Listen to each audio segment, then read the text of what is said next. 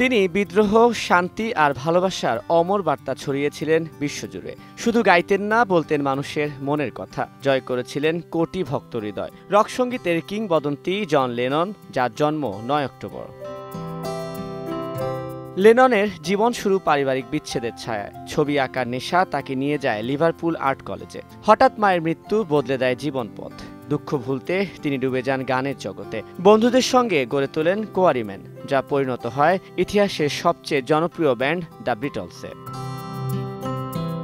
১৯৬৩ সালে please please me দিয়ে ব্রিটেনে ঝড় তুলে দ্য বিটলস। পরের বছর I want to hold your hand তাদের নাম ছড়িয়ে দেয় পুরো বিশ্বে। কিন্তু জনপ্রিয়তার উচ্ছ্বাসের মধ্যেই শুরু হয় ভেতরে টানাপোড়েন, ব্যক্তিত্বের দ্বন্দ্বে। ১৯৭০ সালে ভেঙে যায় দ্য বিটলস।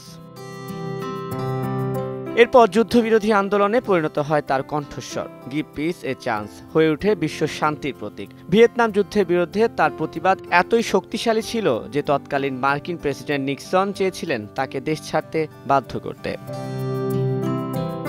২০০২ সালে বিবিসির জরিপে শ্রেষ্ঠ ১০০ ব্রিটনস এর তালিকায় ৮ম অবস্থানে ছিলেন লেনন। ১৯৮০ সালে ৮ ডিসেম্বর নিউ ইয়র্কের রাস্তায় এক পাগল ভক্তের গুলিতে থেমে যায় তার জীবন।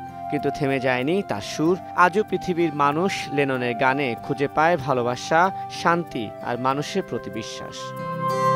তানভীর হাসান, সময় সংবাদ।